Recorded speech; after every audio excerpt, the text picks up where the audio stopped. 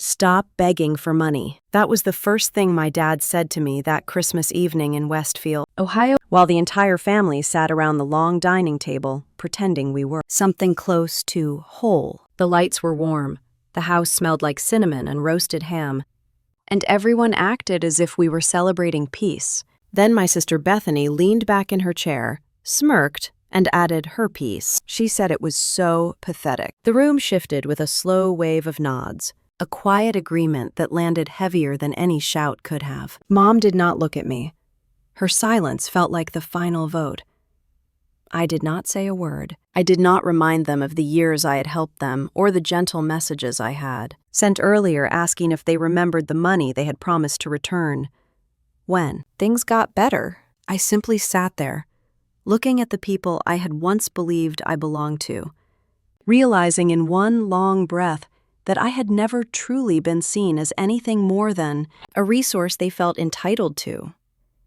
And the strangest thing was how calm I felt inside. It was a stillness that usually comes right after a storm, except the storm was still happening around me. Before I go any farther, let me pause for a moment. I always like knowing what people are doing when they listen to stories like this. It makes the world feel a little closer, a little more human. So if you feel like it, share it in the comments later. When all of this happened, I was sitting at that table, feeling the air around my shoulders turn cold, even though the house was warm. That Christmas table was supposed to be a reminder of family. For years, I had played the part of the daughter who stayed calm, who kept the peace, who never demanded anything. When I had shared my lottery win a few years earlier, I had done it with the kind of hope only someone raised to believe in family can have. I told them I had come into some money and wanted to help. I never told them the full truth about what I had actually won. I told them I had at one point $2 million. What I really received was more than 10 times that amount. I thought keeping the larger number to myself would protect everyone from temptation. I see now how naive that was. The giving started small.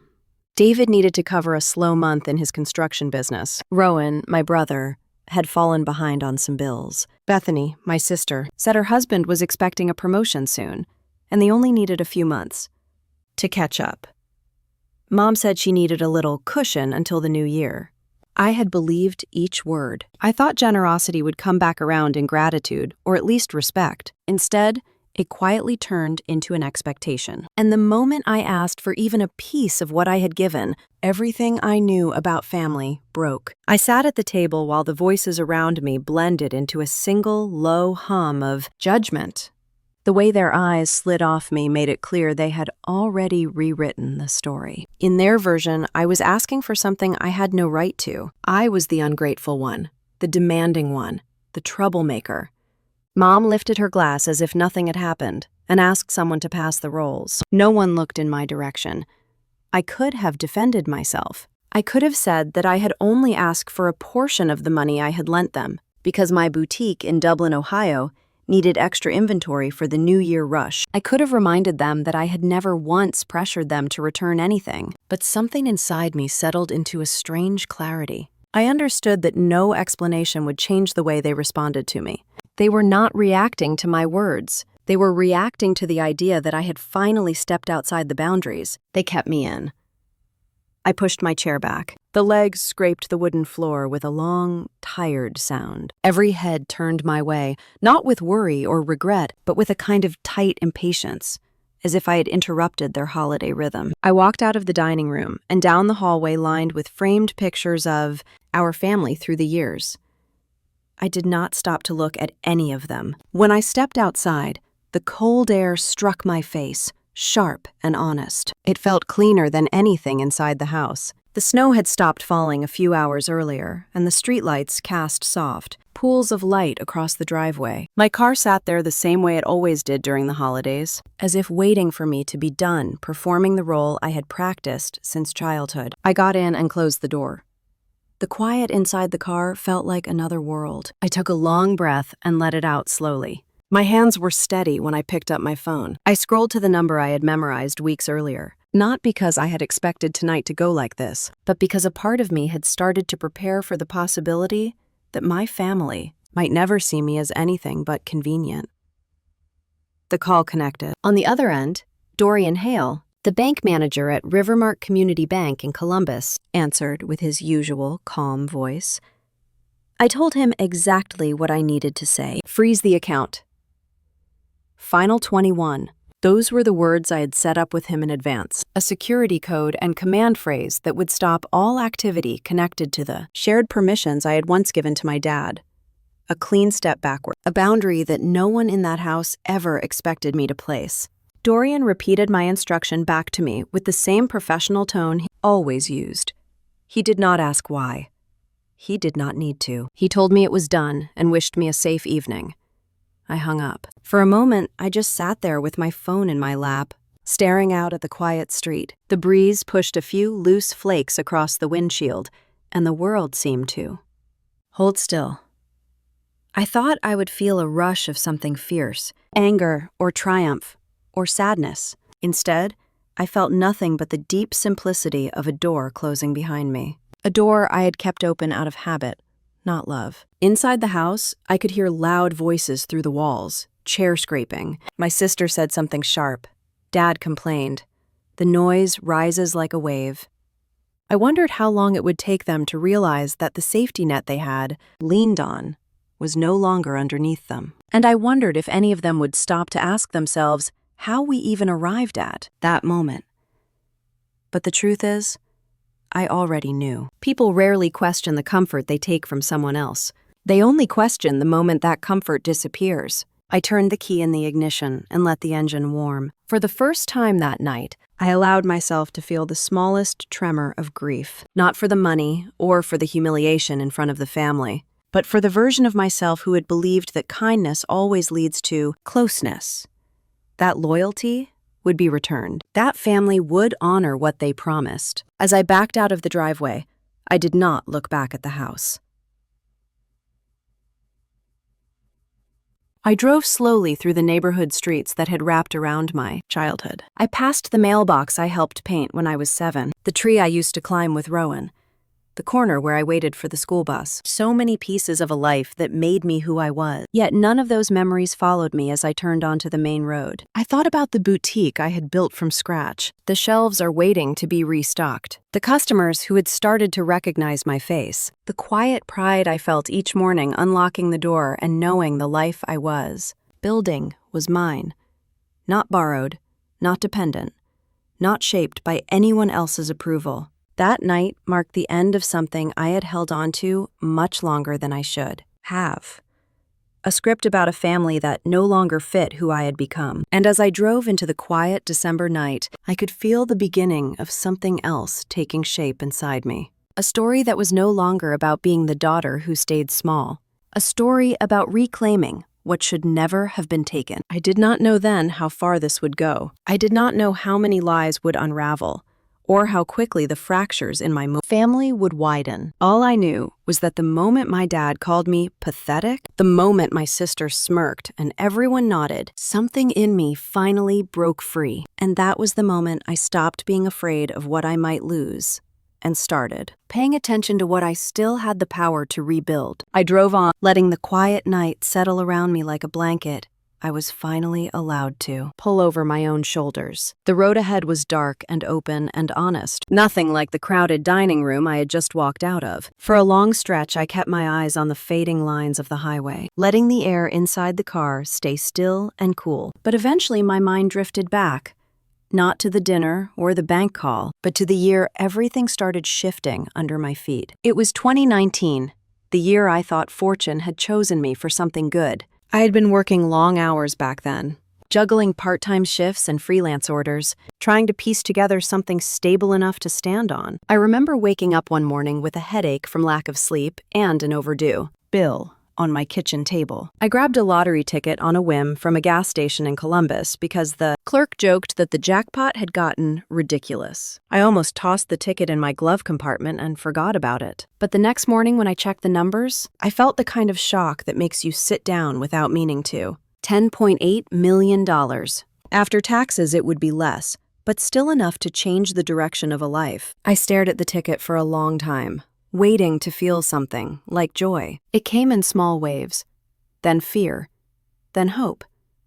I did not tell anyone at first. Not my friends, not my coworkers, certainly not my family. I wanted to think, to breathe, to let the idea settle before I let it become real. For 2 days, I walked around with that secret in my pocket, feeling both lifted and unsteady, as if the world had suddenly become a thinner sheet of glass beneath my feet. On the 3rd day, I made an appointment, signed papers, and watched a stranger across a desk congratulate me with a smile that did not quite reach his eyes. It still did not feel real. Money that large does not feel like something you own. It feels like something you borrow from whatever luck decides to look your way. I drove to Westfield a week later to tell my family. I practiced a dozen speeches in the car, but when I walked through the front door, Mom hugged me so tightly that everything inside me softened. Dad was sitting at the kitchen table with a stack of papers and a tired look. Rowan was helping fix a door hinge. Bethany had just dropped by to return a slow cooker. The room felt full, but familiar. I thought that was the right moment. I sat them down and explained that something unexpected had happened. I told them I had come into a little over $1.2 million and that I wanted to help all of us breathe a little easier. I did not say $10.8 million. I did not mention the rest. I told myself it was because I wanted to keep things simple, that I did not want to draw attention or jealousy or worry. But the truth was a little deeper. I wanted to give without ruining the balance of who we were supposed to be to each other. Mom cried almost immediately. Dad let out a long breath, like he had been holding his lungs tight for months. Rowan hugged me and said he was proud of me. Bethany clapped her hands against her thighs and said, "Now we can all stop drowning." It was a moment that looked like gratitude on the surface. The warmth in the room felt real. I held on to that. For a few weeks, things were calmer than they had been in years. Dad talked about catching up on some business expenses. Mom said she might finally schedule the dental work she had been postponing. Rowan promised that once he paid off a small debt, he could help Dad with bookkeeping, maybe lighten the load. Bethany talked about a new daycare for her kids. I wanted to believe that I had done something right, that the money was helping us all move forward. The first time someone asked to borrow a portion of it, it did not feel strange. Dad pulled me aside one evening and explained that the construction company had hit another slow patch. He spoke quietly, not sternly, just tired. He said if he could just get through the next month, everything would even out. I wrote him a check without hesitation. It felt good. It felt like purpose. A week later, Rowan asked if I could help him cover a few bills until he got his next commission. He looked embarrassed, scratching the back of his neck the way he did when he was trying to mask nerves. I assured him it was fine. The family does what it can. That was the thought running through my head at the time. Family over everything. Family holds the net. Then Mom asked. She said the dental work had turned out more expensive than she expected. She told me she hated asking, that she never imagined needing help from her own daughter. She dabbed her eyes with a tissue and whispered that she felt like a burden. I held her hand and told her not to think like that. I meant every word. Bethany's request came a little later. She said her husband was expecting a big promotion in the spring, and with that raise, they could pay me back everything they owed. She asked for time. I gave her more than she asked for. Each request came with promises spoken softly, wrapped in love, delivered with the kind of sincerity that makes you feel selfish for even hesitating. I never questioned any of them. I never wrote anything down. I never added up the totals. I did not keep records because I trusted their voices, their intentions, the shared history that felt too strong to break. Months passed. Seasons changed. Life settled into a new normal. Every few weeks, someone in the family needed something. A bill, a setback, a gap to fill. I said yes. Always yes. Not because I felt pressured, but because I thought generosity had a way of circling back. I believed that giving would bring us closer, that money was just a tool, and love was the thing that mattered. But there was a shift at some point, and I felt it like a tiny crack under the surface. It happened the day Dad stopped explaining what he needed the money for. He just asked. No story, no context, just the expectation that I would handle it, and I did. But the tone was different. Something about it made me uneasy. Then Rowan called one afternoon And instead of asking if it was a good time, he launched straight into the amount he needed. He talked about it like we were making a transaction at a bank. No tremor of embarrassment in his voice. No pause. It was as if we had slipped into roles I did not realize we were acting in. I was the one who provided. They were the ones who received it. That was the structure, and no one questioned it. The moment that stayed with me the longest came from Mom. She called to chat about her garden, and then casually mentioned needing a little extra for a home repair. I asked her what had happened, and she brushed the question aside. She said it was nothing, that I did not need to worry about details. The way she said it made something twist deep in my chest. I knew then that we had crossed a quiet line. Asking has become a habit. Giving has become my duty. I remember sitting on the couch that evening in my small apartment, holding my phone long after the call ended. I looked around the room at all the things I had bought with my own hard work before any lottery money ever came into my life. The mismatched furniture, the old lamp, the chipped coffee table. None of it was new. None of it was impressive. But it was mine. Built from years of effort, and yet somehow, I had allowed myself to believe that I owed more to everyone around me simply because they were my family. I did not resent them then.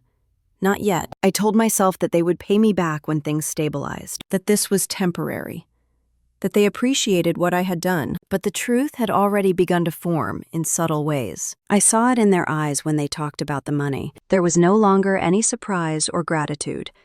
There was only an assumption, a silent understanding that I would say yes no matter what. By the time a year had passed, I had grown used to the rhythm of it. Requests coming, me responding. No one mentioned repayment. I began to wonder if they even remembered the promise of paying me back, but I pushed that thought away because it felt disloyal to even question their intentions. Family loyalty was a language I had been raised on. It was a reflex. Looking back now, I can see exactly where it tipped. I can see the shift in their tones, the weariness in my own voice, the early signs that trust was becoming an obligation. But in 2019, standing at the edge of a new life with more than $10 million in the bank, all I wanted was to be generous, to do the right thing, to believe that good fortune, when shared, strengthens the bonds that matter most. I did not know then that generosity without boundaries can slowly turn into a story you no longer recognize, a story where you become something other than a daughter or a sister. You become the person who fixes everything, the one who makes the worries disappear. And once people grow used to having their fears erased, they forget that you are carrying weight too. If I had understood that earlier, maybe the Christmas table in Westfield would have looked different. Maybe I would have spoken up before the silence carved me out of the picture. But at the start of all this, all I felt was hope. I really believed that sharing my luck would bring us closer. Instead, it was the thing that slowly drove us apart. That truth only became clear years later, after every line had been crossed, and the night came when my dad called me pathetic, in front of everyone. But back in 2019, before any of that, I was simply a daughter trying to do right by the people she loved, holding on to a belief that would eventually turn into the very thing that broke us. I was simply a daughter trying to do right by the people she loved, holding on to a belief that would eventually turn into the very thing that broke us. That truth settled somewhere in the back of my mind as the years between 2019 and 2022 unfolded piece by piece, each moment small enough to overlook, but heavy enough to leave a mark once. Everything came crashing down. At the time, I did not see the pattern forming. I only saw individual requests, individual needs, each one sounding reasonable on its own, each one wrapped in the familiar voices of the people who had shaped my entire life. The first call in that long stretch came from Rowan. It was early spring in 2019. I was in the parking lot of a grocery store in Columbus, loading bags into the backseat of my car, when the phone rang. Rowan rarely called unless something was wrong. His voice carried the same old mix of confidence and strain he had perfected over the years. He told me things had been tight lately, and he just needed a little help to get through the month. He said it was only temporary, that he would pay me back as soon as his next commission came in. I believed him. I always believed him. So I transferred the amount he asked for and did not think twice. It felt like helping him breathe. A few weeks later, Bethany reached out. She asked if I had time to meet her at a coffee shop near her house in Westfield. When I walked in, she already had her hands wrapped around a half-finished latte and a stack of mail on the table. She looked up with a smile that did not quite hide the worry in her face. She explained that her husband was right on the edge of a big promotion, and once it came through, they would be in a much better place. She asked if I could lend her enough to cover a few unexpected costs until his new salary started. She said it would only be for a little while. She said they would make it right. I did not ask for details. I slid the money her way and hugged her goodbye. Dad waited until late summer. I remember it was a humid evening in Westfield, and he asked me to stop by the house. Mom was upstairs folding laundry and the television was playing quietly in the living room. Dad sat at the kitchen table where he always handled his paperwork. He looked older than I remembered. He told me the construction business had hit another slow cycle and he needed a small cushion to get through it. He called it a temporary setback. He said the word temporary more than once, and each time he said it, his eyes avoided mine. Still, I said yes. It felt almost automatic. I wrote the check and left it on the table beside his paperwork. He gripped my hand and thanked me. I believed he meant it. The months that followed felt like a slow drip. Every time life shifted for one of them, it somehow circled back to me. The requests came in intervals, never close enough together to raise suspicion, but steady enough to form a rhythm. Rowan needed to fix his car before a work trip. Bethany had a medical bill her insurance did not fully cover. Mom said the water heater was making strange noises, and she was worried it might break. Dad said a vendor had delayed payment, and it put him behind again. And each time, without hesitation, I stepped in. Looking back, I can see how my own silence played a part in the structure that formed around me. I never asked them to sign anything. I never wrote down amounts or dates. I never reminded them of what they promised to return. I never even hinted that some of the money was supposed to come back eventually. The idea of asking for repayment felt strange, almost rude, like violating some unspoken rule of loyalty. I did not want to seem greedy or controlling. I did not want to shift the way they saw me. So I said nothing. There was one moment, though, that should have told me everything I needed to know. It was late in 2020. A cold November afternoon. I was sitting in my apartment in Columbus, legs tucked under a blanket, rain tapping against the windows. Bethany called out of the blue. She jumped right into her story about needing help covering tuition for her oldest child. She talked fast and breathlessly, as if she had been rehearsing what to say. When she finished, I asked her gently if she still planned on paying me back the money from the spring. She paused for only a second before saying she did not remember owing anything. Not in a rude way, just in a simple, matter-of-fact tone, as if the entire conversation from before had been erased. I felt the breath catch in my chest. I reminded her of the coffee shop meeting, the stack of mail, the promotion her husband was expecting. She laughed softly and said she could not recall any of that. She mentioned she had been under a lot of stress lately. Then she changed the subject entirely and asked again for help. I sat there with the phone pressed to my ear, staring at the rain sliding down the glass. It struck me then how easily her memory had dropped something that had felt so weighty to me. I told her I needed to think about it. She sounded surprised, maybe even a little offended, but she did not say anything more. When we hung up, I stayed on the couch for a long time. Not angry, not hurt, just quietly aware that a shift had taken place. A small but meaningful breaking in the pattern. For the first time, I knew that the promises they made had never really been promises at all. I still did not ask for repayment. Even after that moment, I could not bring myself to confront her or anyone else. I told myself that she had simply forgotten, that people get overwhelmed, that stress makes memories blurry. I chose explanations that preserved the idea I wanted to believe, the idea that my family was not taking advantage of me, that the generosity I offered still meant something to them. When Dad asked for help again a few months later, his tone was more direct. He talked to me as if he were talking to an accountant. He listed the amount he needed and the date he needed it by. There was no story attached, no expression of guilt or gratitude, just the expectation that I would understand and comply. I told him I would do what I could, and I did. Afterward, I sat in my car in the driveway for nearly 10 minutes trying to understand why the shift in his tone bothered me. But then I pushed the thought away and walked back inside, telling myself not to make things bigger than they were. My connection with Rowan followed a similar path. He used to check in on me, ask about my work, tell me about his week. Gradually, those conversations faded. Instead, he would send brief messages asking if I had time to move money around for him. He called one day asking for help covering a deposit he needed for a business investment. He talked to me in the same tone Dad had used, firm, expected. No space left for me to say no. I transferred the amount and wished him luck. He did not say thank you. That was when I realized thank you had been missing for some time. There was a part of me that still felt proud I could help. The money seemed like a chance to lift all of us. I never imagined it would twist into something else. The more I offered, the less I seemed to be seen as a daughter or sister. Instead, I became the person who fixed the gaps, who solved the problems, who made emergencies disappear. Giving had once made me feel connected, but eventually it made me feel invisible. By 2022, the requests had become predictable. There were patterns in the timing, patterns in the tone, patterns in the way no one asked how I was doing or whether helping them put me at risk. They assumed I had endless resources and endless willingness, and because I had never corrected that assumption, it kept growing. Then came the moment I could never shake.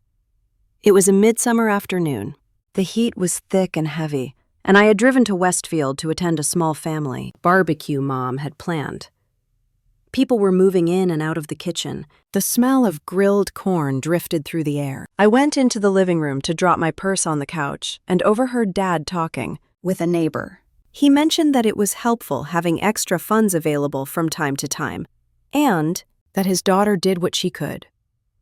The neighbor said something polite in return. David responded with a small laugh and the words that settled into my chest like a stone.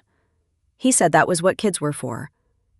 I stood there frozen for a moment, not because the words were harsh, but because they were delivered so casually, as if I were simply a resource built into the structure of his life, not a person, not a daughter, a function, a convenience. I did not confront him.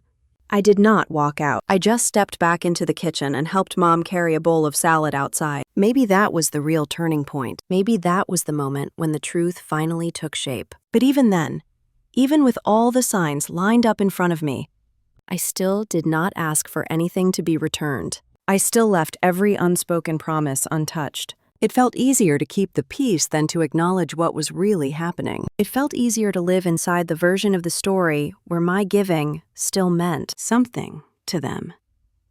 I held on to that version longer than I should have, all the way until the year I opened my boutique and finally needed something back from them. Only then did everything I had ignored rise to the surface. Only then did I understand that the promises they made had never been promises, designed to be kept. They were just words that made asking easier. If I had been willing to see it sooner, maybe I could have protected myself. But at the time, I loved them, and loving them meant trusting their intentions more than my own uneasy instincts. That loyalty felt like the right thing to cling to. I did not know yet that it was also the thing that would make the next few years crumble in ways I never expected. That truth stayed quiet in me as 2022 faded into 2023. And I finally let myself imagine a life that did not revolve around stepping in for everyone else. I had been saving a portion of my winnings aside for something I could build on myself, own. Something that was mine in a way nothing else had been. That was the year I decided to open my boutique in Dublin, Ohio. It started with a small storefront, tucked between a bakery and a nail salon on Bridge Street. The windows were dusty when I first saw them, and the inside smelled like a mix of old wood and forgotten hopes. The floor creaked in certain spots, and the lighting flickered when I turned it on, but there was a charm to it, a quiet potential. I remember unlocking the door for the first time and feeling a tiny spark of excitement, something I had not felt in a long while. It was the same feeling I used to get as a child when I opened a new box of crayons, a sense of possibility. I spent the first month sanding shelves, painting walls, choosing display tables, and learning how to assemble furniture without losing my patience. I ordered local artwork and handmade home goods, mixed pieces from Ohio creators, with a few curated items I found on trips. I wanted the store to feel warm and personal, like stepping into a place where someone cared about texture and light and comfort. I named it the Willow Fern, a name that came to me one morning while drinking coffee and watching the wind move through the trees outside my apartment. The startup work was far more complicated than I had expected. I had to meet with suppliers, learn inventory software, negotiate shipping delays, and file more paperwork than I thought a single business could require. I had to fight self-doubt nearly every day. Even with the financial cushion I had set aside, I felt the pressure of trying to build something meaningful without leaning on anyone else. I wanted it to succeed because it represented something I had lost along the way. It represented who I was before the requests and the quiet withdrawals from who I was, hoped to become. She was 29, sharp, thoughtful, and carried a natural warmth that made customers feel seen the moment they stepped inside. I met her during an interview at a coffee shop and knew right away she would be the kind of steadiness I needed in the store. She asked insightful questions about the boutique and listened carefully when I explained my vision.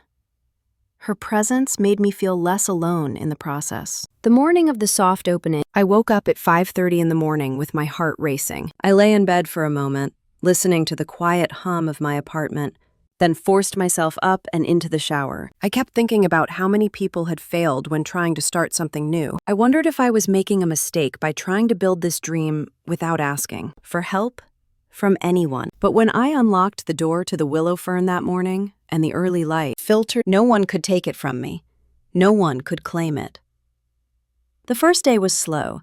A few curious people came in from the bakery next door. A couple of college students browsed the candles for a while. A mother and daughter walked through and complimented the artwork, but left without buying. I tried to remind myself that slow days were normal, that businesses grew in steps, not leaps. But by the end of the week, my confidence had taken several hits. Foot traffic was inconsistent. Social media posts were getting lost in the noise. Inventory was expensive. Every night I went home exhausted, wondering if I had made a mistake. One Friday afternoon, after a particularly slow morning, I stepped into the back room and let out a quiet sigh. Nora followed me a moment later. She leaned against the counter and studied my face the way someone does when they are trying to gauge how honest they can afford to be. "You know," she said gently, "this is how every good store starts. A trickle before a steady stream. People need time to get familiar. Give them time." Her confidence in my store almost threw me off balance. I had not expected a stranger to see me with more faith than my own family ever had. For a moment, I just stood there, letting her words settle in the air between us. It reminded me that support does not always come from the people you expect. Sometimes it comes from the ones who walk through the door at exactly the right time. I kept working. Every day I unlocked the door. Every day I rearranged displays, updated spreadsheets, responded to messages, and tried to find ways to breathe new life into the space. The work grounded me. It felt cleaner than the complicated exchanges with my family. When I was in that store, surrounded by shelves I had sanded myself and the scent of candles I had chosen, with intention, I felt closer to the version of myself I had forgotten. Even when things were tight financially, I refused to use the money I had given my family. I told myself that the boutique had to stand on its own feet, just like I needed to. If I was ever going to understand what I was capable of, it could not be built on borrowed ground. I kept dipping into the portion of my lottery winnings I had saved for myself, always careful to keep that separation clear. I had not asked for a single dollar back from my family, and I still did not plan to. Not then. By autumn, the Willow Fern began to see a shift. Customers returned. New ones found us. A local blogger wrote a small feature about the handmade pieces and the cozy atmosphere. One Saturday in October, the store was so full I could hardly move behind the counter. I caught a glimpse of my reflection in the front window, smiling in a way I had not seen since before 2019. It was a quiet moment, but a powerful one. My store was alive. People wanted to be there. It was working. But success has a way of showing you the next gap. The more customers came in, the more inventory I needed. The more inventory, the more upfront costs. The numbers were not alarming, but they told a clear truth. To keep growing at this pace, I needed a steadier flow of working capital. Nothing huge, just enough to buy in larger batches and keep margins healthy. For the first time since opening the store, I felt the weight of the money I had poured into my family. I knew how much I had given them. Even though I never wrote anything down, I carried those amounts in the back of my mind, like quiet notches on a tree trunk. I thought briefly about all the checks I had written and all the transfers I had sent. Not with bitterness, just with the sudden recognition that there was a difference between choosing to help and being expected to. I closed the laptop and leaned back in my chair. The boutique lights were dim, casting soft shadows against the shelves. It was peaceful. It was mine. But it needed more than hope to keep going. It needed stability. It needed planning. It needed the kind of foundation I had spent years handing out one request at a time. Time. Nora came in from the back with a box of candles she had finished labeling. She set it down and asked if everything was all right. I told her the truth, in the simplest version, the store with the demand. She nodded and said something that startled me with its clarity. She told me that people with creative vision often underestimate how much support they need until the moment they cannot move forward without it. Her word. I tried to imagine what it would look like to ask my family for that kind of support. Not money, just effort, encouragement, belief. Then I realized I had never experienced that from them in any consistent way. Not the dreams in mine. That night, I lay awake thinking about everything I had built and everything I still needed. The store was not failing. It was blooming. But it needed water, and I needed to decide where that water would come from. I still did not want to cross the line into asking for the money back. Not yet. Not when I had chosen to believe that my gifts were unconditional. But part of me, the part that had grown steadier since opening this store, began to wonder if it was really so wrong to expect something in return, after all. This time, I pushed the thought away again, the same way I had pushed away every uncomfortable truth before. It was easier to fall asleep believing the store would eventually find its own stability. Still, the awareness was there, a seed planted quietly in the back of my mind, a recognition that for the first time in years, my future was tied to something I was building rather than something I was giving away. The willow fern had potential, real potential, but potential could not grow without nourishment. I was beginning to understand that the question was not whether my family owed me anything. The real question was how long I could keep pouring from a well they had never helped refill. I closed my eyes with that thought, lingering like a soft hum. When morning came, the store would be waiting, and somewhere inside me, a shift was taking place that I was not yet ready to name.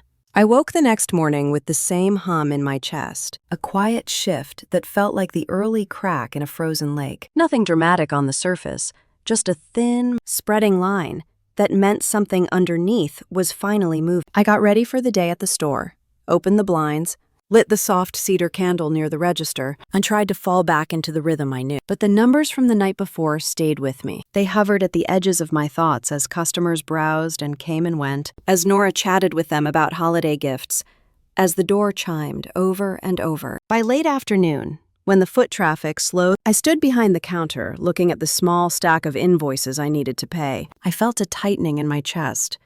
It was not fear, not exactly. It was more like realization. The willow fern had reached a stage where it was growing too fast for the slow, financial drip I had been relying on. If I wanted to keep the shelves full through the winter and early spring, I needed a little more flexibility, just enough to move with the momentum the boutique was finally building. And that was when the thought I had pushed aside for months rose back up again, this time unwilling to leave. All the money I had given over the years, the endless small rescues, the quiet transfers, the promises that had drifted away like smoke. It was not that I suddenly wanted everything back. I only needed a fraction, a piece, something to steady the store that was becoming my life's work. I sat alone at the counter long after Nora left for the evening. I stared at my phone as if the numbers on the screen might rearrange themselves into something easier. Instead, they stayed the same. So did the truth. For the first time in my life, I needed help. Not a gift, not a handout. Just the return of a portion of my own money. It took me 2 days to build the courage to send the first message. It was simple. I kept it polite, almost apologetic. "Hey, Mom. Hope things are going well. The store is growing faster than expected, which is great, but I am trying to manage inventory for the next season. I wondered if you and Dad might be able to return a small portion of what I lent over the years. Nothing urgent, just asking." I must have read it 20 times before pressing send. My thumb hovered over the screen so long it went numb. When I finally sent it, the rush of anxiety that followed made me feel foolish. This was my money. My own generosity. Why was I trembling like I had done something wrong? Mom responded that evening. Her message came in 3 long paragraphs that did not answer a single thing I had asked. She wrote about the rising cost of groceries and how my dad's business had been struggling this season and how stressful the holidays were. She wrote about feeling overwhelmed. She wrote about hoping I understood how much they appreciated everything I had ever done. What she did not write was yes, or no, or even maybe. When I read her message, I sat very still for several minutes. I waited to see if she would send anything else, perhaps something more direct, something helpful. But that was it. A cloud of words with no structure, no intention, just a soft reminder that her needs always filled the space where my needs tried to. Live. The next day I called her. I knew texting would only invite more avoidance. She answered on the second ring. Her voice was overly bright, like she had prepared for this call. "I got your message, honey. I have been thinking about it a lot." I waited. She let out a small sigh. "It just is not a good time. Your dad is overwhelmed. Rowan has been struggling again, and Bethany's husband did not get the promotion they thought he would. Money is tight all around. You know how it is." I swallowed, trying to keep my voice steady. "I only need a small portion, Mom. Not even a tenth of what I gave. Just enough to cover new inventory for the store." She hesitated. I heard her breath catch, just slightly, and then the familiar guilt slipped into her voice like it had been waiting on her. "Tongue. I do not understand why you would ask for this now. We never expected anything back when you so generously helped us. It almost feels like you are punishing us for falling on hard times." Punishing. The word landed wrong. Sharp. Cold. "Mom, I am not punishing anyone. I am asking because I need it.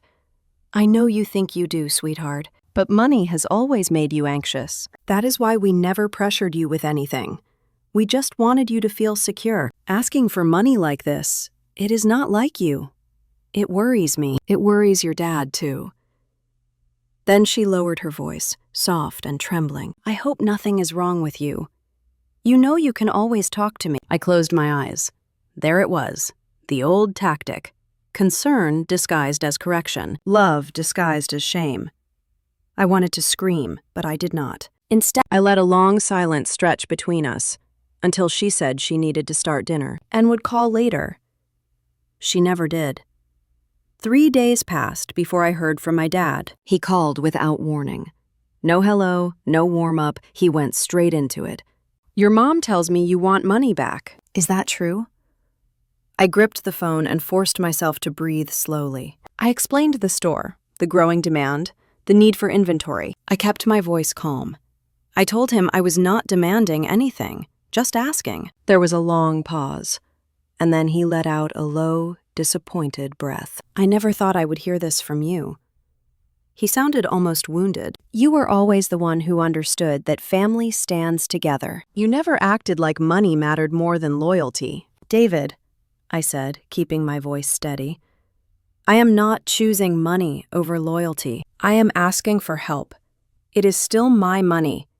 I gave it with good intentions, but I need some of it now." He clicked his tongue in disappointment, a sound I recognized from childhood, a sound he used when I messed up at something he believed I should have mastered. "Asking for money back," he said slowly, "is the same as announcing that everything you ever did was conditional. What does that say about you? What does that say about your heart?" Something inside me cracked then. Not loudly, but like a hairline fracture that changes the entire structure beneath it. I realized he had never seen what I did for them as generosity. He saw it as an obligation, a role I was supposed to perform without question. I ended the call before he could say anything else, because I could feel my voice starting to shake. I went to the store that day with a heaviness in my chest that I could not set down. I rearranged displays without really seeing them. I answered customer questions automatically, and when Nora asked if everything was okay, I lied and said I was just tired. That night, lying in my bed, staring at the ceiling, the truth finally surfaced with an unmistakable clarity. The moment I asked for anything, even a small piece of what I had given, I stopped being who they needed me to be. I broke the script. I stepped outside the role of the reliable giver, the steady one, the quiet daughter who never disrupted the balance. By asking for my own money, I had committed a kind of betrayal in their eyes. But there was one more layer. Christmas was coming, and despite everything, I knew I needed to say it to their faces. Not through messages, not through calls. In person, I needed them to see that I was not ashamed of asking for something that belonged to me. I needed to look at them and tell the truth without letting guilt twist my voice. So I made the decision. I would go to the Christmas dinner. I would sit at that table. I would remind myself I had a right to my own voice, even if they wanted to drown it out. The days leading up to Christmas felt colder than usual. The sky over Dublin stayed gray and low. Customers came in with armfuls of shopping bags and whispered about weather forecasts. I wrapped candles and scarves and small ceramic dishes, all while carrying the quiet awareness that something irreversible was approaching. 2 nights before Christmas, while closing the store, I caught my reflection in the front window. I looked older somehow, not worn down, but sharpened, like someone who had finally stopped looking for permission to exist. I turned off the lights, locked the door, and walked out into the cold, knowing that whatever happened at that Christmas table, I would not be the same person walking in. I would not be the same person walking out either. That thought followed me all the way to the driveway after the Christmas dinner, still ringing in my ears as I stepped into the cold Ohio air. I felt the weight of every word that had been thrown at me. The looks, the silence, the tightening in my throat I refused to show. But my hands were steady when I reached into my coat pocket and pulled out my phone. The engine of my car clicked softly in the quiet night. I sat inside, shut the door, and let the silence wrap around me like a thin sheet of glass. I inhaled once, slow and full, then pressed the contact at the top of my recent call. The phone rang just once before he answered. My bank manager spoke in the same calm tone he always used, as if this were any other weekday conversation. He asked if everything was all right. I told him my name, verified my identity, and spoke the words that had been sitting in my chest for weeks, waiting for their moment. I said, "Freeze the account. Final 21. There was a brief pause on his end, just the sound of fingers typing. Then he confirmed the request in clear, measured sentences. He explained that the freeze would take effect immediately, and that any linked cards or automated withdrawals connected to the account would be temporarily disabled. There was no technical jargon, no complicated back and forth, just a simple confirmation that the cord had been cut. When the call ended, the quiet inside the car felt different. Not empty, not relieved, more like the sound of snow falling. Soft, cold, final. I started the engine. The headlights lit the thin crust of ice on the edges of the driveway. Inside the house behind me, I could hear faint echoes of voices. Laughter. Chair moving. Someone is closing a cabinet. The world I had stepped out of continued on without missing a beat. Halfway down the street, my phone buzzed, then buzzed again. And again. I did not look. Not yet. I drove back toward Dublin in a slow, steady line, the hum of the tires against the asphalt settling my pulse. The Christmas lights along the houses blurred through the edges of my vision, little bursts of color against the dark. Families inside those homes were probably sitting together, sharing pie, opening gifts, telling stories. I wondered briefly if they understood how fragile those moments were, how the smallest crack could change everything. By the time I reached the highway, my phone had buzzed more than 10 times. I ignored every vibration. I knew what was happening without seeing a single message. Someone's card had already been declined. I imagined the scene playing out in real time. My sister Bethany tried to place an online order for some unnecessary item she did not need. The card flashing red on the screen. Rowan, maybe Dad is attempting to transfer funds for another one of his short-term fixes. The sudden block. The confusion turned into irritation. The irritation turning into accusation. None of them would assume the bank had made a mistake. They would know immediately where the freeze came from. And that was exactly why I did not check my phone. I did not want to see their reactions. Not yet. Not until my mind had settled into the reality I had chosen. By the time I pulled into the lot outside my apartment building, the phone buzzing had slowed but not stopped. I sat for a moment with my hands still resting on the steering wheel. The night was quiet, except for a distant dog barking and the faint hum of a heater running in one of the units nearby. The world outside kept moving, but inside my chest, everything felt suspended, as if waiting to see what shape I would take next. I finally picked up my phone and looked at the screen. 22 messages, 7 missed calls, 2 voicemails. I did not open any of them. I set the phone face down on the passenger seat and stepped out of the car. The air stung a little as I walked up the stairs to my apartment. I unlocked the door, stepped inside, and turned on the small lamp by the sofa. The warm light filled the room gently, without questions or judgment. My apartment smelled faintly of the pine candle I had burned earlier in the day. It was grounding, familiar. Mine. I hung up my coat, kicked off my shoes, and stood for a long moment in the quiet, letting the tension leak from my shoulders. My body felt lighter and heavier at the same time, like something inside me had finally exhaled, but had not yet decided what to inhale next. My phone buzzed again from the counter where I had set it. This time it was a call. I let it ring. I knew the tone my dad would use. Outrage wrapped in righteousness. Disbelief wrapped in disappointment. Accusation designed to sound like concern. He specialized in conversations where he cast himself as the victim of the consequences he created. I walked away from the phone. I made tea.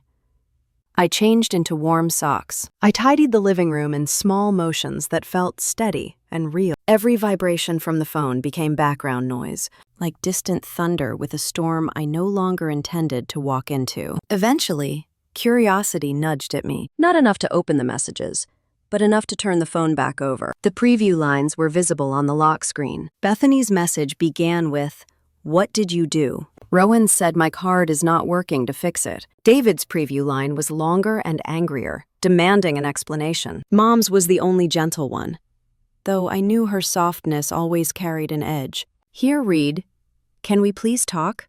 We are very worried."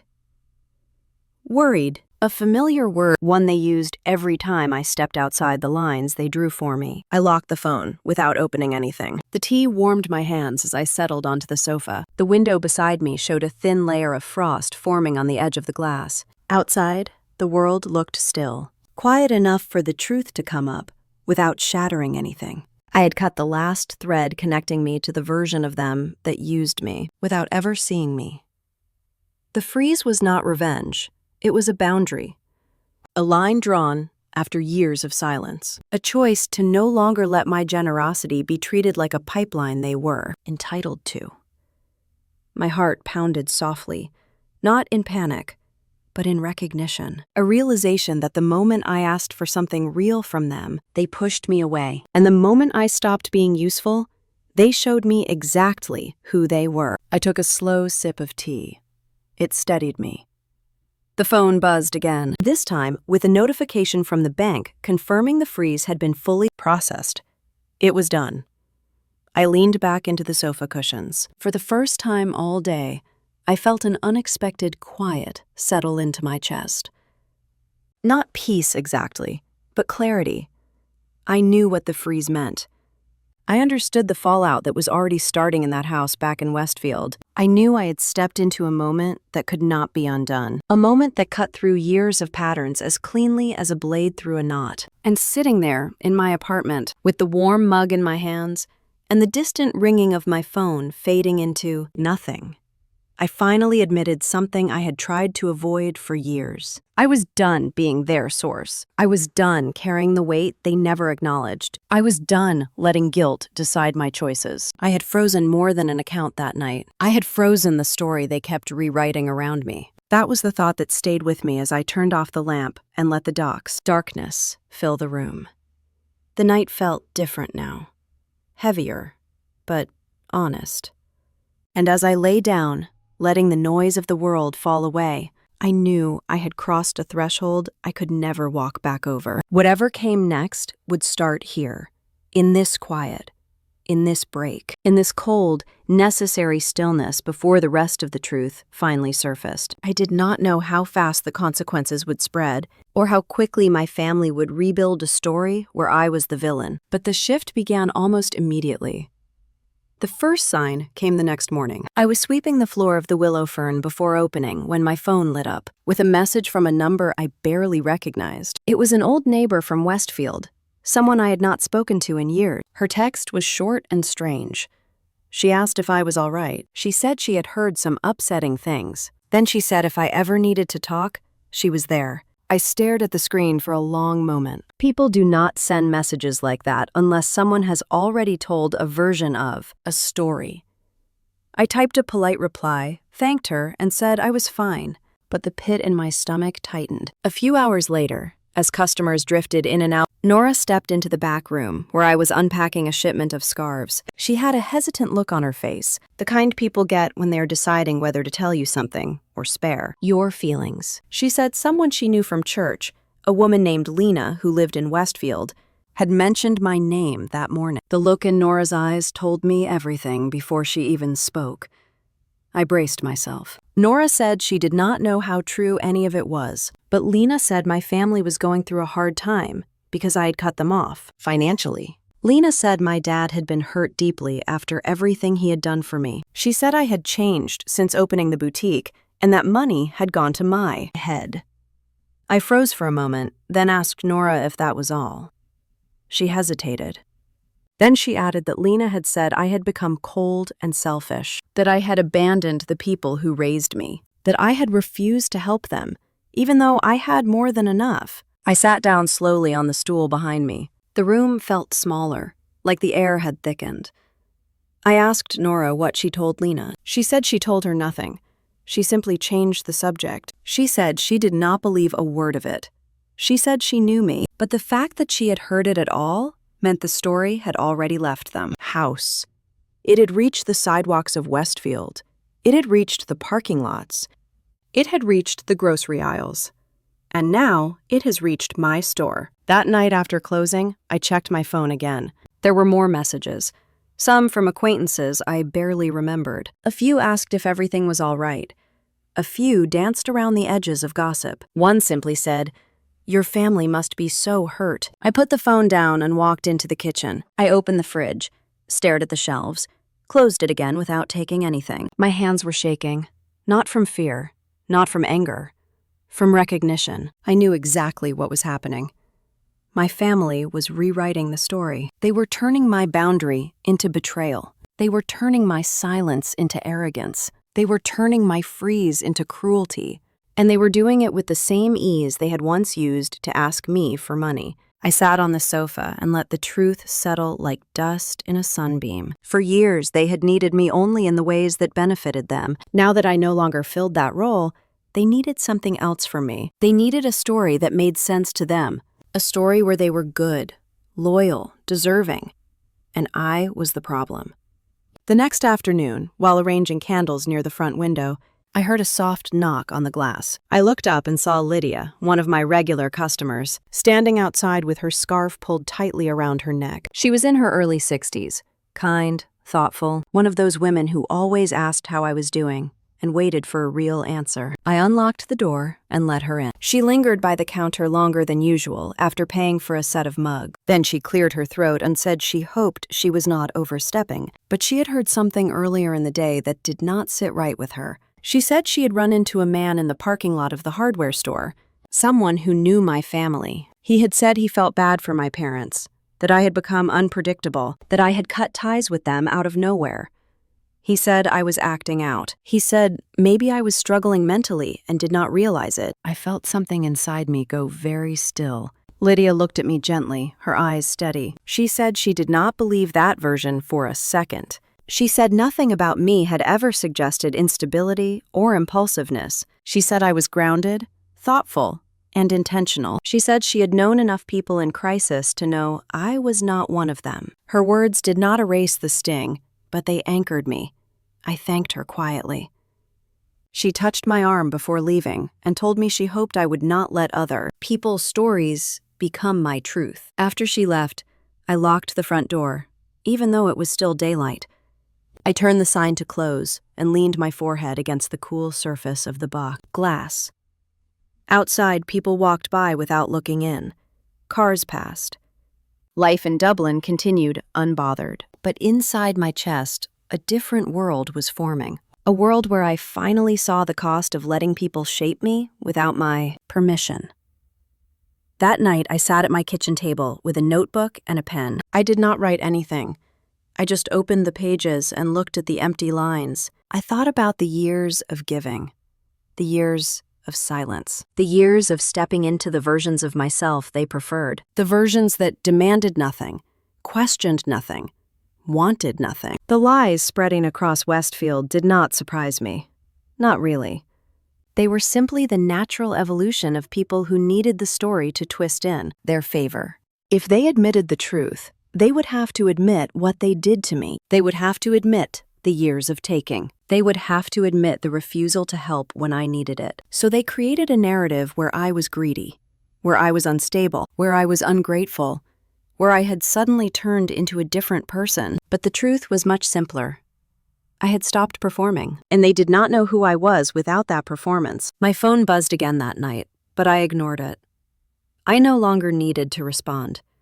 Not to defend myself, not to correct the rumors, not to rescue the image they preferred. Silence was its own kind of answer. Around 10 in the evening, I heard a soft knock at my apartment door. My heart jumped, thinking for a moment that one of them might have shown up. But when I opened the door, it was my neighbor from across the hall, an older woman named Helen. She held a small plate of cookies and said she had made too many. She asked if I wanted some. I took them, thanked her, and asked how she was doing. She smiled and said she had heard a little about my family situation, but that she hoped I was taking care of myself. She said sometimes people who benefit from you will always claim the loudest version of the truth. She said the only thing that matters is who you are when no one is watching. After she left, I sat on the sofa with the plate beside me. The apartment felt soft and warm. My body felt tired in a way that was beginning to feel familiar, like I was shedding something heavy without knowing how long it had been attached to me. I realized then that I did not need to explain myself, not to the people repeating the lies, not to the ones willing to believe them without question, not even to the ones pretending to be concerned. The story they were spreading was not my responsibility to correct. The truth would come out on its own. Maybe slowly, maybe painfully, but inevitably. I leaned back against the cushions and looked at the ceiling, letting the room settle around me. The lies had left the house. They were walking through the town, but they were not walking through me, not anymore. And somewhere deep beneath the noise, a new certainty began to take root. I did not need to defend my story. I only needed to keep living it. That quiet truth stayed with me over the next week, even as the ripples from the freeze kept spreading outward, slow and steady, touching places I had not expected.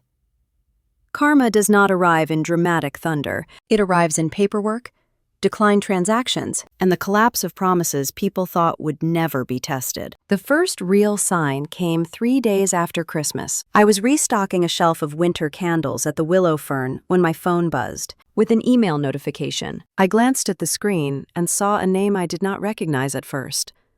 Calvin Rowe.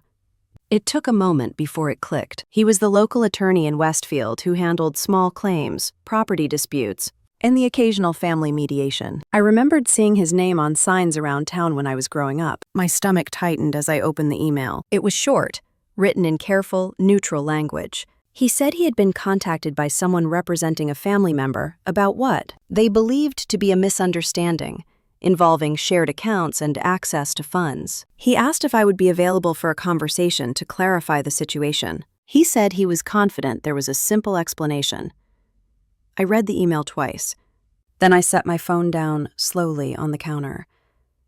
Calvin was not a threat, but his involvement meant something. It meant the story my family had spun had reached a point where they were seeking validation. Someone had convinced him that I had taken something that did not belong to me, or that I had frozen something without their permission, or that I had jeopardized their stability. Someone had tried to turn the consequences of their own actions into a legal question.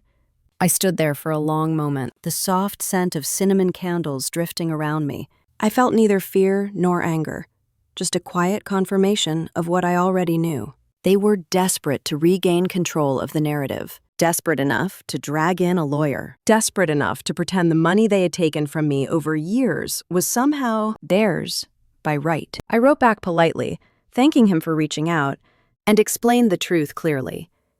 The account was mine alone, no joint owners, no shared access, no misunderstanding. And the decision to freeze it was a personal financial choice. I told him there was nothing to discuss. He replied an hour later, apologizing for the intrusion and wishing me well. The legal thread snapped cleanly, but the consequences continued to spread. 2 days later, on a cold gray morning, I heard through a mutual acquaintance that Rowan had lost his apartment after falling behind on rent. He had relied on the quiet assumption that I would step in again. He had told people he was not worried. He said he had support. When that support vanished, reality hit him with a kind of force he had never prepared for. The landlord locked the door on his unit and placed his belongings in storage. He moved in temporarily with a friend on the east side of Westfield. I felt no satisfaction when I heard it, only a dull ache. Rowan had spent years living in a world where his consequences fell onto me. Losing that safety net must have felt like free fall. But I did not rush to help. The instinct that once guided me so easily had gone silent. I let the truth settle. He was an adult.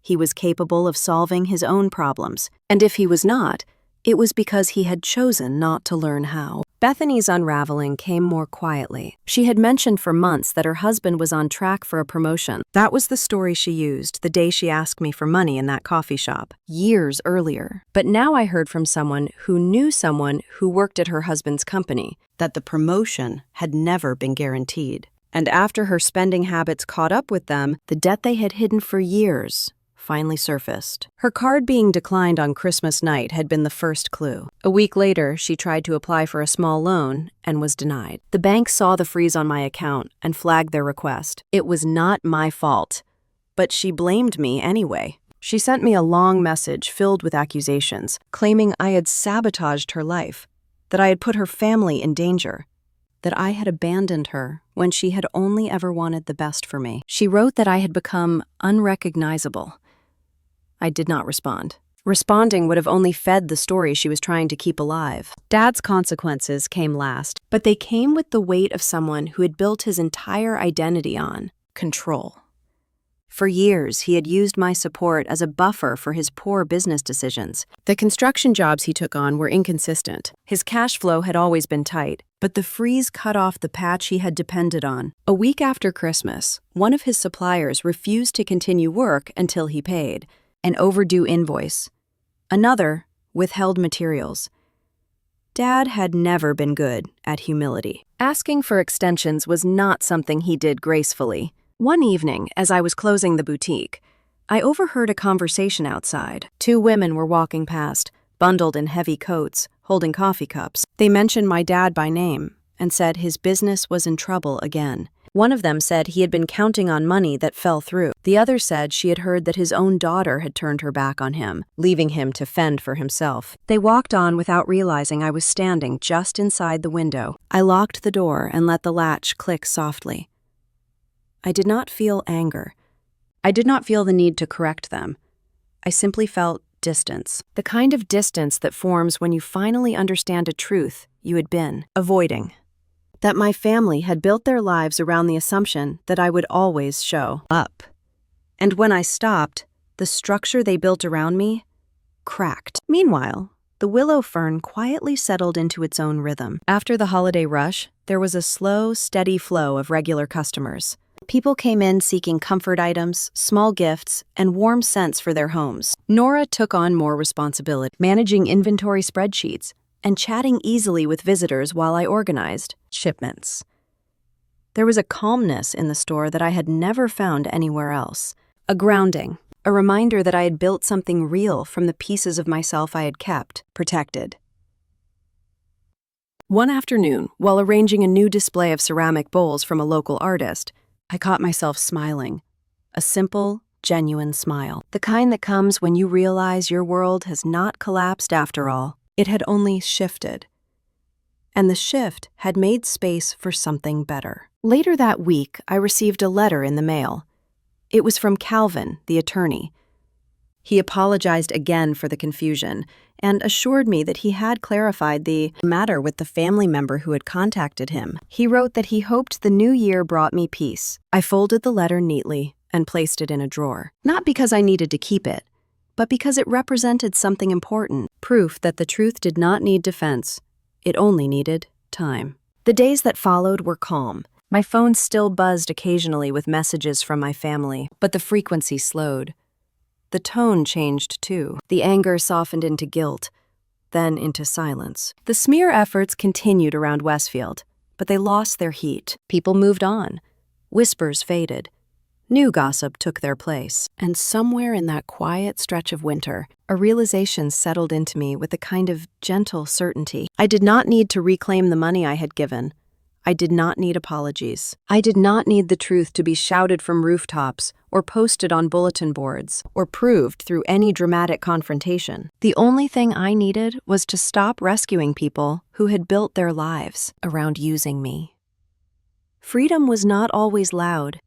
Sometimes it arrived in silence. Sometimes it arrived in the steady hum of a boutique you built with your own two hands.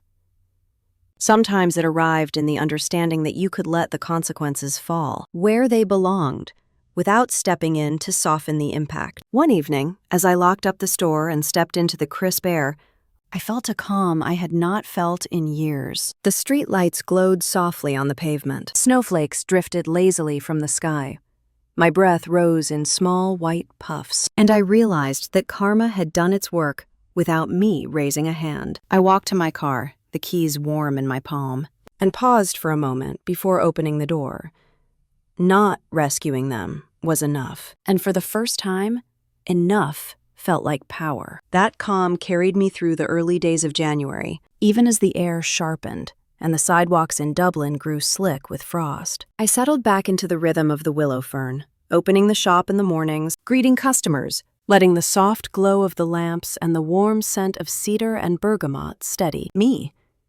Life felt smaller in a comforting way, contained, manageable, mine. But peace has a way of asking whether you are ready for its final test. Mine arrived in the form of a voicemail. It was a Friday evening. The store had just closed. I was counting cash at the counter when my phone buzzed. I ignored it at first, assuming it was another spam call. But when I glanced at the screen, I saw my mom's number. She had not called since the night I froze the account. For a moment, I expected the same guilt-soaked tone she always used. But when the voicemail icon appeared, something in me tightened. I pressed play. Her voice was softer than usual, almost formal. She said she hoped I was well. She said she and Dad wanted to meet.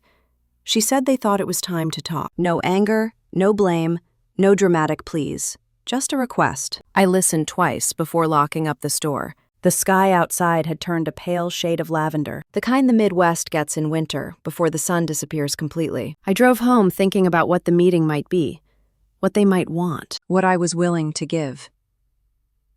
By the next morning, I knew I would go, not out of obligation, not to fix anything, but because closure requires a full stop, not a fade out. And I was ready to put down the last stone I had been carrying. We agreed to meet Sunday afternoon at my parents' house in Westfield. I parked across the street, the same spot I used in high school when I came home late from work shifts. The house looked the same, but the feeling did not.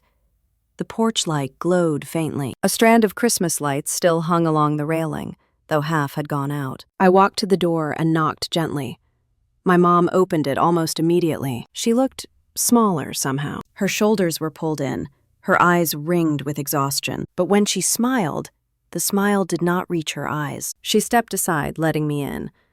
The living room was tidy, almost staged. The couch pillows were arranged neatly, the coffee table cleared. Dad sat in his recliner, hands clasped tightly, jaw set in a tense line. He nodded once when I walked in, a gesture that attempted civility, but landed somewhere colder. I sat on the far end of the couch. No hugs, no small talk, no questions about my store or my life. They sat across from me as if we were three people who had met for a business discussion, not a family. Mom folded her hands on her lap. She took a breath and began. "We know things have been strained," she said gently, "and we want to understand what is going on with you." I held her gaze. There was no confusion in her voice, no true desire to understand. She wanted an opening, a place to insert the version of the story that kept them blameless. I told her I had already explained. I needed my money. I had asked politely. They refused. So I made a decision based on that. David shifted in his chair, the leather creaking beneath him. "You blindsided us," he said. His voice was flat, like he had rehearsed this line. "You froze everything without warning. Do you have any idea what that did to us?" I met his eyes. "Yes. And I also know you had years of warning every time you chose to borrow without returning anything."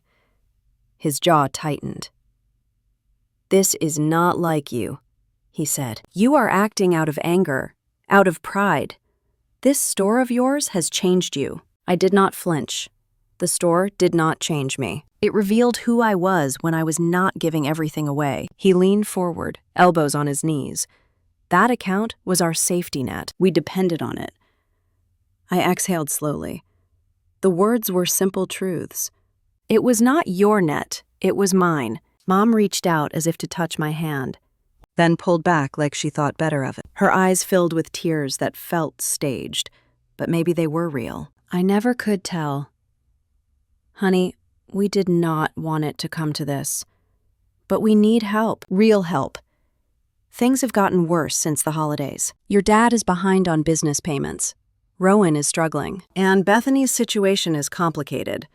I waited. I knew the real request was coming. Mom's voice trembled. "If you could release the freeze, even just temporarily, we could fix everything. We could start fresh. We could rebuild our relationship." There it was. Not reconciliation, not reflection. Money. Always money. I folded my hands in my lap, mirroring her posture. Then I said the clearest sentence I had spoken since the night of Christmas dinner. "I am not unfreezing the account." Silence fell across the room. Heavy, immediate. My dad's face hardened. My mom's breath caught. Dad spoke first. His voice grew sharp, edged with something cold. "You would let your own family drown rather than give back what was never meant to. Be yours alone." It was an astonishing sentence, not because it was cruel, but because he believed it, truly believed it. I stood up slowly. My legs felt steady beneath me. "I am done being your solution," I said. "I am done being your resource. I am done giving while you take and rewrite the story in your favor. I asked for help one time in my entire life, and you punished me for it." Mom stood too, hands shaking. "We are not punishing you. We are asking for help as a family. Families help each other." I looked at her, really looked at her. For the first time, I understood that her definition of family had never included boundaries, only sacrifice. And I had been the designated sacrifice for years. "No," I said softly.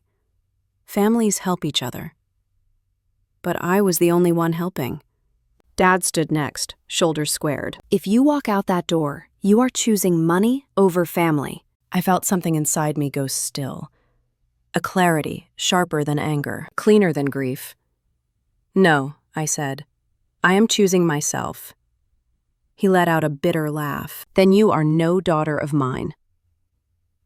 The words hung in the air, heavy and familiar, not because I had heard them before, but because I had sensed them long before they were spoken. He had loved the version of me that required nothing, not the person I had become. Mom whispered my name, as if that would pull me back, as if history alone could undo truth. I stepped back toward the doorway. "This was your choice," I said, "not mine." David's voice cut through the room one last time, colder than the winter outside. "Do not come back here asking for anything." I nodded. "I never will." I walked toward the front door. My coat felt heavier on my shoulders as I slipped it on. My mom called out again, her voice breaking. I paused for a moment, hand on the doorknob, waiting to see if there would be an apology, a moment of clarity, a shift in the tone, anything. But the only sound was my dad's angry breathing behind her. I opened the door. The cold air rushed in, brushing against my face, sharp and honest. I stepped outside and closed it gently behind me. The porch creaked beneath my feet. Snowflakes drifted down, soft and quiet. I walked down the driveway, feeling the weight of their final words settle somewhere inside me, not as a wound, but as a truth I had already accepted. That was the last time I was ever called a daughter. And walking back to my car, I knew I would never answer that word in their voices again. The cold settled around me as I walked to my car, but inside my chest, something felt strangely quiet, like the air after a long storm finally decided to rest. I started the engine and pulled away from the house without looking back. The windows of my childhood home glowed behind me, but they felt like lights belonging to strangers. The drive back to Dublin was surprisingly gentle. The roads were clear, the sky wide and pale, and for the first time in months, I felt the tension in my shoulders loosen. I had expected grief to hit me like a wave. Instead, there was only a sense of clarity, as if something inside me had finally realigned. Life settled into a new rhythm in the weeks that followed. The willow fern moved through the tail end of winter with a steadiness that surprised me. Customers wandered wrapped in scarves and thick coats, their faces pink from the cold. They picked up candles, felt the softness of knit blankets, and asked about new pieces from local artists. The store felt warm and lived in. It felt loved. It felt like a place built from the parts of me that had never belonged to anyone else. One afternoon in late February, I stood near the counter with a fresh shipment of pottery. The light coming through the front windows made the glaze shimmer in shades of soft green and cream. Nora walked in from the back, carrying boxes and humming under her breath. She caught me staring at the display and saw the distant look on my face. "You all right?" she asked. I nodded. "Yes, I think I am." She smiled, the kind of smile that lets silence settle comfortably. We moved through the shop together, arranging shelves and updating price tags. There was something healing about the simplicity of those tasks, the way small actions could stitch together a day. Later that evening, when the shop was quiet and the last customer had left, I sat on the stool behind the counter and opened my notebook. For weeks, I had been trying to put into words the truth of what had happened, not to explain it to anyone else, but to see it clearly for myself. I wrote one sentence, then another, and slowly, the truth that had lived beneath everything finally became visible. The $1.2 million I told my family about had never been my full lottery win. It was only the part I chose to share and the part I chose to lose. I closed the notebook and placed my hand on top of it. The truth felt solid, clean, not a weapon, not a boast, just a fact I had finally earned the right to say out loud, even if only to myself. When I won $10.8 million back in 2019, I could have kept it all hidden. I could have shut everyone out completely. But at the time, I believed sharing my luck would strengthen our bond. I believed showing generosity would bring us closer. I believed love grew from giving. Instead, giving had revealed the truth, not about money, but about loyalty, about expectation, about the difference between being loved for who you are and being valued for what you provide. What I lost was not just money. I lost the illusion of who my family was. I lost the fantasy that they would someday see me fully. I lost the hope that love alone could fix what was broken long before I ever held a winning ticket. But what I gained was quieter and infinitely more powerful. I gained myself. As winter thinned into early spring, The willow fern settled into a steady pulse. The store had good months and slower ones, but each week felt more stable than the last. I learned to trust my instincts. I learned to breathe through uncertainty. I learned to choose myself without apology. Sometimes customers would linger and talk to me about their lives. Divorce, estranged siblings, children who no longer called, parents who never learned how to see them. I listened, recognizing the familiar ache behind their stories. The ache of being overlooked in the place you needed to matter most. One Saturday afternoon, a woman in her 60s stood by the candle display and said something I never forgot. She said family is not who loves you the loudest, it is who loves you the longest. I carried that line with me long after she walked out the door. In late March, I received a message from a childhood friend named Tessa. She said she had run into my mom at the grocery store and that my mom had looked tired, almost faded. She said she hoped things would eventually smooth out between us. I thanked her, but inside, I knew smoothing out was no longer the goal. Peace was not always a reunion. Sometimes peace was distant. Sometimes it was choosing not to reopen a wound that only healed because you stopped touching it. One night, after closing the shop, I sat alone on the floor with a mug of tea, watching the lights outside flicker across the walls. The store looked beautiful, warm, and steady, and for the first time in my life, I felt like I had built a home out of my own choices instead of other people's expectations. I realized then that losing my family had not broken me. It has clarified me. I had spent years believing I needed to earn my place within their world, but the truth was simpler. I had never belonged to their story. I only played a role they needed, until I no longer did. Now I belong to myself, and that was enough. Sometimes customers asked me if I still talked to my family. I told them the truth. Not often, not really. Not anymore. Most people nodded with quiet understanding. A few looked surprised, but almost everyone said some version of the same thing. Sometimes distance is healthier than apology. On the first warm day of spring, I unlocked the shop early and stood for a moment at the doorway, letting the fresh air drift through. The sun felt gentle on my face. The trees along the street were just starting to bud. Life was moving forward, as it always does. I thought about what I had lost. Not a family, but the dream of one. Not money, but the belief that giving would save us. Not love, but the illusion of what love had looked like in that house. Then I thought about what I had gained. Self-respect, stability, clarity, my own voice. A life built from choices instead of guilt. That trade was worth everything. Tonight, as I sit in my apartment, the soft lamp glowing beside me, I can finally tell my story without shaking, without doubting myself, without wondering what others might think. I tell it the way it happened. I tell it the way I lived it. And I tell it with the sense of peace that comes from choosing truth over silence. If you have ever been told you were too much or not enough for your own family, remember this: silence can be power, and truth can be the loudest revenge. Tell me in the comments what integrity means to you and where you are listening from.